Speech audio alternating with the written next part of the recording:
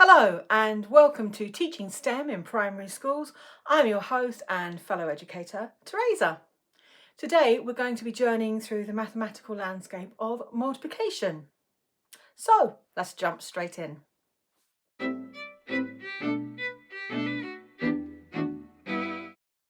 Teaching multiplication allows children to discover patterns, build number sense, and improve their problem-solving skills. We'll start with simple grouping, then we will move on to arrays and the commutative property of multiplication, and then we'll look at some methods for how to multiply larger numbers. After that, we're going to look at some fun, quirky methods you don't necessarily need to know, but it's just interesting. And finally, we'll have a look at multiplying algebraic expressions together and see how that relates to multiplying numbers.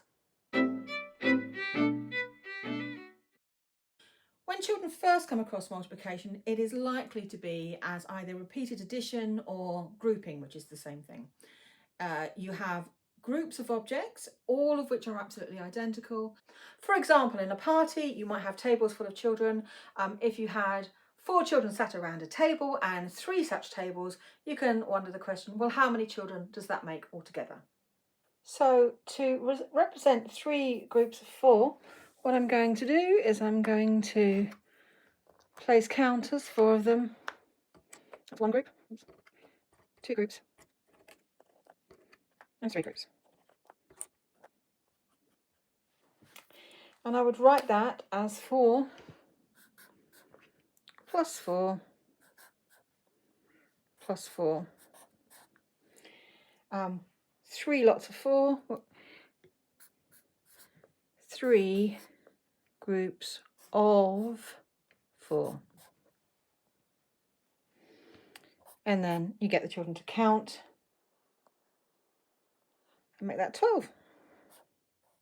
Using the CPA approach, after you've done the concrete, you've got them to draw this pictorially. So here are my pictures of 3 groups, 4 in each. And it would actually write that down as like that in their books. Let's do another example. Let's do 2 groups of 5. 1, 2, 3, 4, 5. And then another 1, 2, 3, 4, 5. And we'll write that as 2 groups of 5 equals 10. Get the children to count that.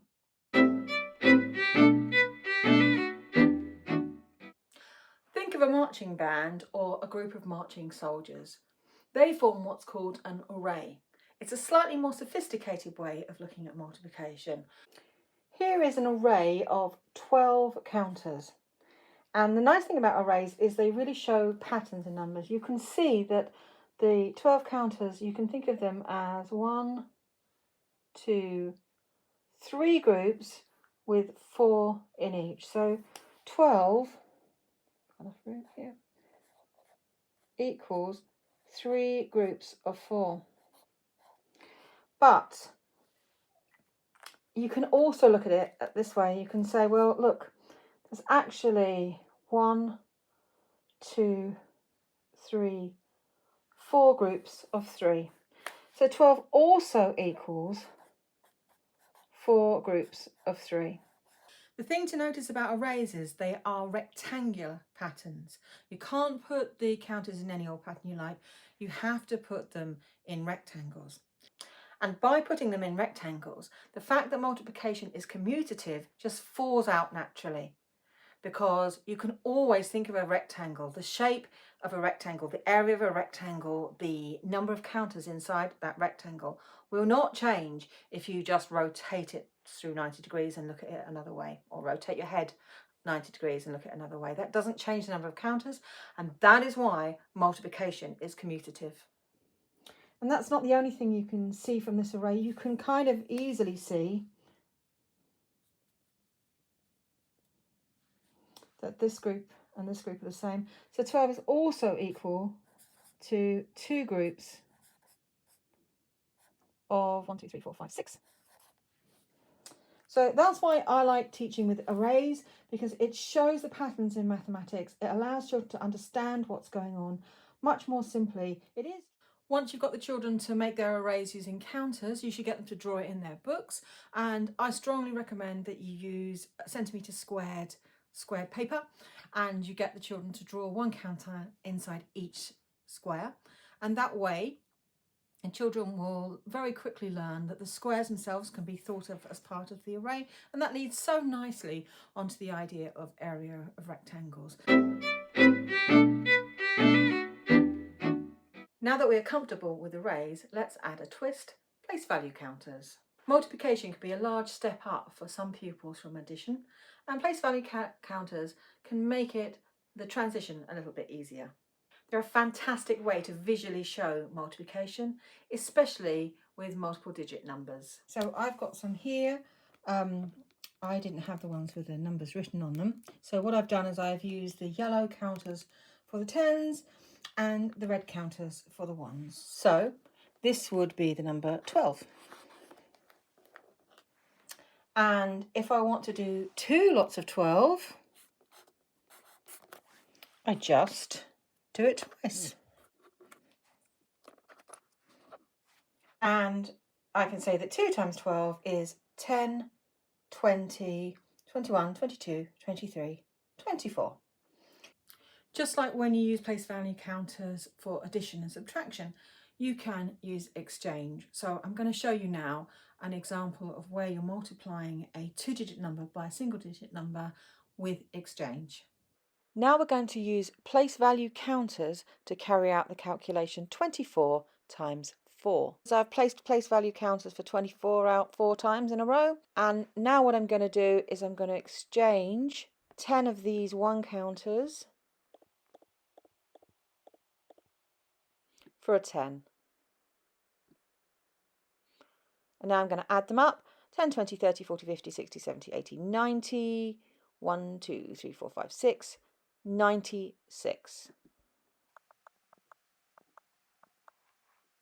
To represent that pictorially, you absolutely can draw tens and ones columns out and draw the counters and get the children to literally draw what they have done with the physical manipulatives. But after a while, you can sort of do a shorthand. So I've still got tens and ones, but I've not labelled it. But if I'm going to let's do the same calculation. So we want 24 times 4. So I've just labelled here 20 and here 4. And I'm going to do exactly what I did before with the counters. I'm going to say, well, 4 lots of 20 is 80. And 4 lots of 4 is 16. And then, therefore, the total is equal to 80, 96. Just add them up in the 2 boxes.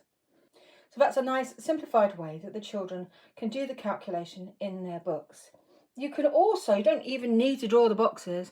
You could just say, well, 24 is 20 and 4. And then you can just multiply both by that way, and you can just do it like that. And then just add them together to get 96.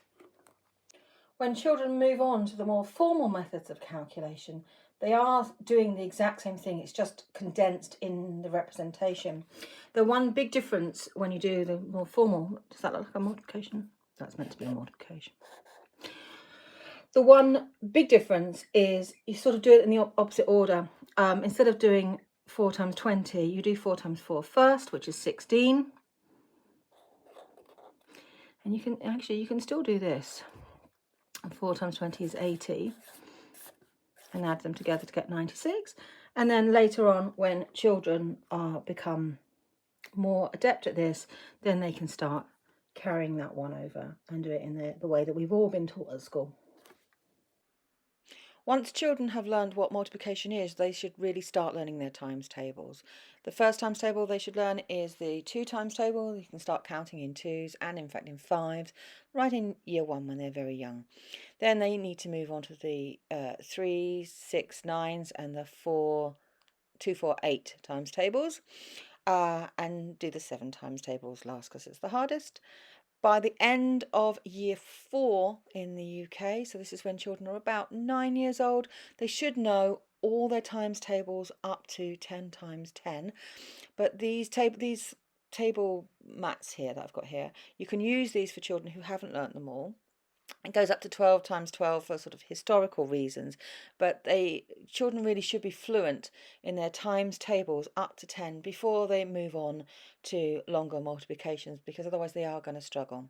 Obviously, make sure that the children are completely familiar with doing 2-digit by 1-digit numbers, using place value counters, and using representations in their books, both pictorially and then in the abstract form. They need to be completely and utterly familiar with it before they start moving on to 2-digit by 2-digit numbers.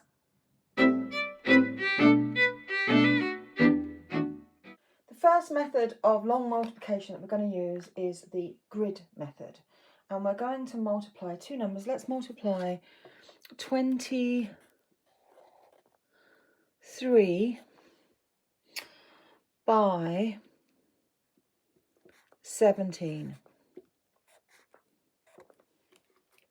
So you'll notice that I've broken the numbers down into their tens and ones units, and now we're going to treat it as though we're going to multiply the area of these rectangles, and we're just going to multiply them together. So I know that 20 times 10 is 200. I know that 3 times 10 is 30. I know that 2 sevens are 14, so 20 sevens is 140. And I know that 3 sevens is 21. And the multiplication of these two numbers is just equal to the area of these four boxes. I'm going to write it out, but actually when you get good at this, you don't need to. You can just do it in your head. 200, 140, 30, and 21. I'll just add those together. 6, 7, 8, 9. 391. This one doesn't involve any carrying. Let's do another example. 28 times 36. Again, we go 20 times 30, 600. And then we do 8 times 30, 240. 20 times 6, 120. And 8 times 6, 48. And let's add those up.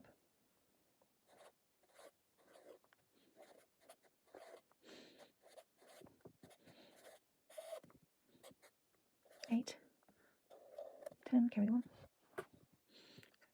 10, carry the 1. 1008. I really like the grid method. It is a little bit slower than the formal method, but in these modern days with calculators, what's more important, in my opinion anyway, is that children understand the process of multiplication rather than can be able to do it very quickly.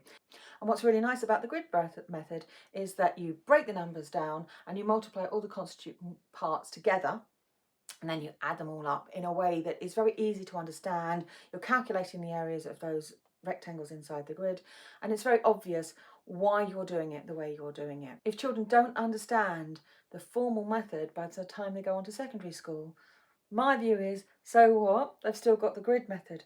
But if you teach the formal method too early, before children have understood the process, then what can happen is that you can get children who rely entirely on sort of rote learning. This is how you do it like this, this, and this.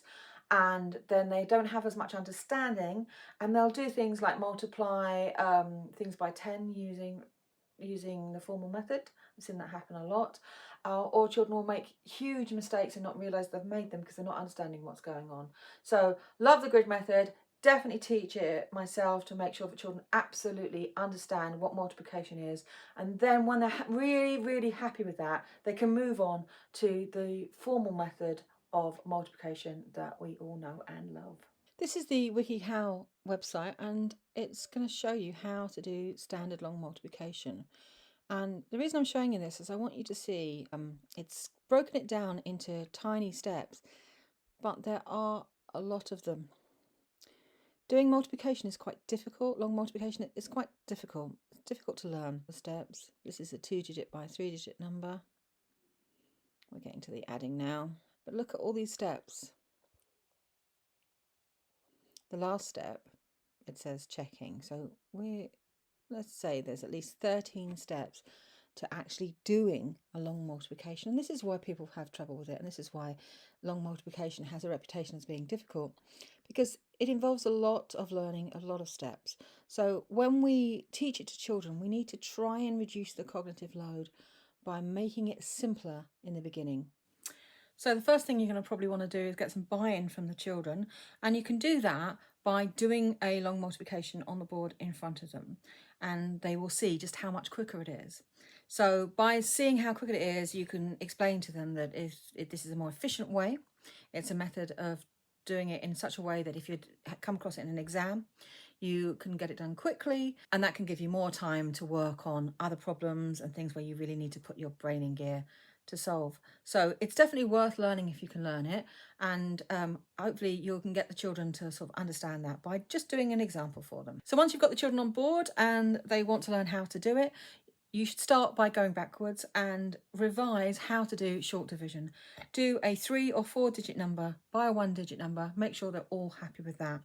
Then, to make it a bit easier, I recommend that you start with multiplying things by 11. Any 2-digit number by 11. A way to simplify it is by making the numbers easy. I recommend you multiply things by 11.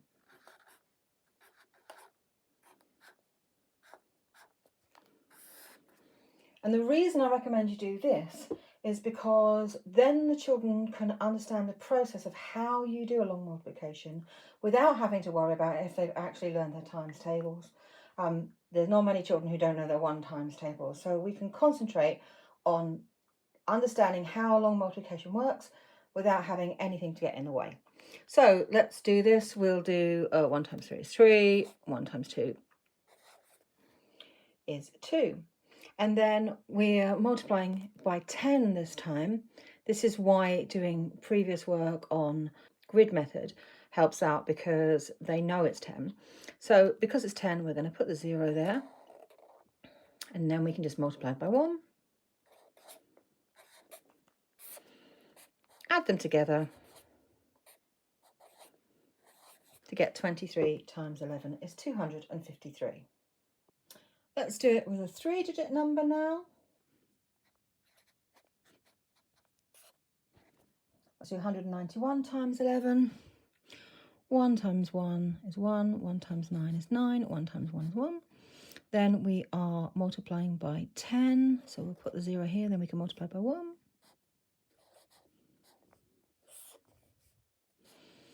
9 and 1 is 10. Carry the 1. And 9 is 11. Carry the 1. 2,101. So for the first lesson in which you're teaching long multiplication, just stick to multiplying things by 11. Let children learn the procedure of how you do a long multiplication without having to worry about if they can remember their times tables. When you move on to the next lesson, you can make it slightly harder by multiplying by 12 or 13 so that they start to bring in their times tables, gradually making it harder and harder as you go along. It needs a lot of practice, and if you find the children are getting confused, slow down. But you won't teach this in 1 or 2 lessons. But with practice, most children will learn. And as I said before, if some don't quite learn, they've still got the grid method, and they can use that to get their multiplications done.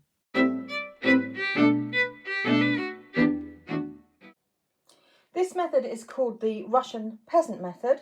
I'm going to show you how it works. It works by halving one side and doubling the other. So I'm going to halve these numbers and I'm going to double these numbers, and if there's any remainder when I halve it, I'm just going to ignore that fact. So 26 halved is 13, and 23 doubled is 46. 13 halved is 6, remainder 1, I'm going to ignore the remainder. 46 doubled is 92. 6 halved is 3. 92 doubled is 184. 3 halved is 1, but I'm going to ignore the remainder. And 184 doubled is 368. Now I'm going to look on the left-hand side, and any of these numbers that are even, I'm going to cross out. So now I'm going to add together the right-hand side numbers that I haven't crossed out.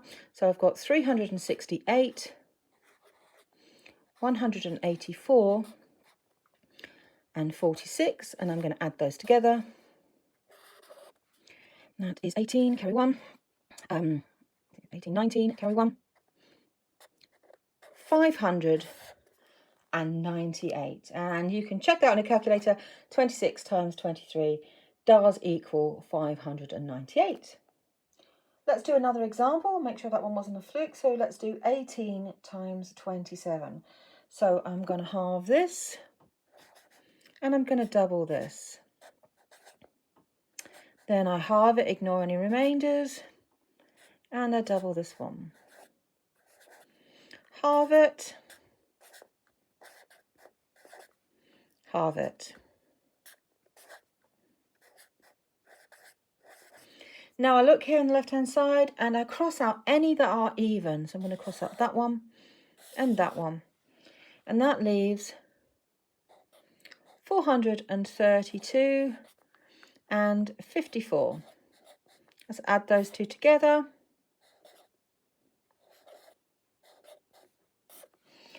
486. I would show this method to children aged about, maybe if they're very bright, maybe sort of 10, 11, or maybe slightly older children. If they've studied computing and if they've done binary numbers in computing, I will just show them the method, and then I'll just leave it as an exercise to the reader to work out why this method works.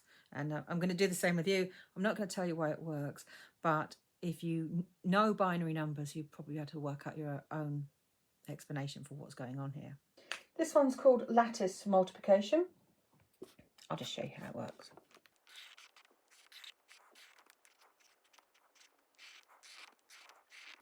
Okay. 2 times 1 is 2. 3 times 1 is 3. 2 times 6 is 12. 3 times 6 is 18.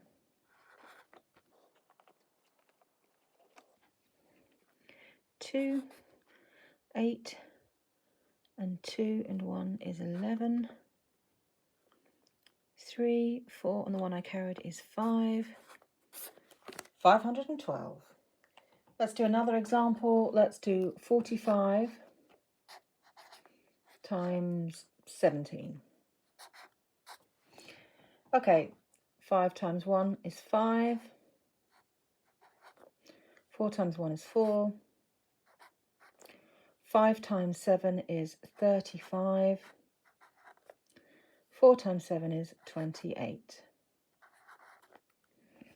5, 5 and 8, 16, carry the 1. 2 and 4 is 6, and the one I carried is 7. 765. This one the children love. There are lots of examples all over YouTube, so I'm not going to dwell on it too long. I'm just going to give the one example. But you can do multiplication just by drawing lines. I'm going to show you. Let's do 13 times 12. That's a 13. And that's the 12.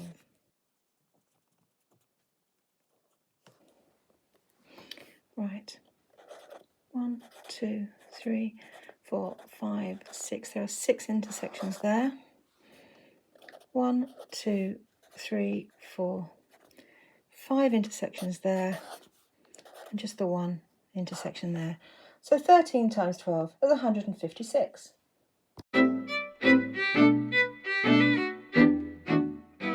When you're teaching your students to multiply algebraic expressions together, you might want to consider using algebra tiles, either physical ones or virtual one like I've got in this case, which is from White Rose. I'll show you how it works. Now we're going to use some algebra tiles, these ones are from White Rose, to multiply two expressions together. The expressions I've set up here are x plus 3 and x plus 1, and we're going to times them together. The first thing we're going to do is multiply x by x to get x squared. Then we're going to multiply x by 3. Well, we're going to multiply x by 1 3 times really, to get 3x. Now we're going to multiply 1 by x to get x. Finally, we're going to multiply 1 by 3 to get 3. And then if we add all these blocks up together, we'll see that x plus 3 times x plus 1 is equal to x squared plus 4x plus 3. Of course, you don't need to use algebra tiles. You can just do much the same thing on paper using the grid method for algebraic expressions. Here I'm going to expand the brackets and work out what a plus b all squared is equal to. So I'm going to use what's basically the grid method, but I'm going to put algebraic expressions. So I'm going to put a here and b here. Notice I haven't assumed they're the same size, so I've drawn the boxes different sizes. And then here would be a and b, and then I'll just multiply them together in the grid method. A times a is a squared, b times b is b squared, b times a is ba, and a times b is a b. So I get a plus b all squared is equal to a squared plus ba plus ab plus b squared. Now if you do this accurately, you will notice that this rectangle here is the same size as this rectangle here, because BA is equal to AB, because multiplication is commutative. So you can just simplify that to A squared plus 2AB plus B squared. Let's do another example. Here we're going to multiply y squared plus y plus 2 by y plus 3. So I've set out my grid. And I put y squared plus y plus 2 here and y plus 3 here. And now I'm just going to multiply everything together. Y times y squared is y cubed. Y times y is y squared. Y times 2 is 2y. 3 times y squared is 3y squared. 3 times y is 3y. And 3 times 2 is 6. And then I'm going to do it underneath because I haven't left myself enough room here. If we add all those together, we get y cubed, dealt with that, plus 3y squared, plus another y squared, plus 3y, plus 2y, plus 6, just about got enough room. And then we can simplify all that by saying y cubed plus 3y squared and another y squared, I think that's 4y squared, plus 3y plus 2y makes 5y plus 6. What I really like about this method is just very visual, very clear. It's not quite as quick as sort of the old method of this. So, oops, this sort of thing. You do that after you've done this. This for understanding, this for speed once they understand it. That's it. That's a lightning tour of all the methods of multiplication that I teach. I haven't been able to include multiplication of fractions, multiplication of decimals. That's it. This video is already too long. I might make another video on that. Let me know if you want me to.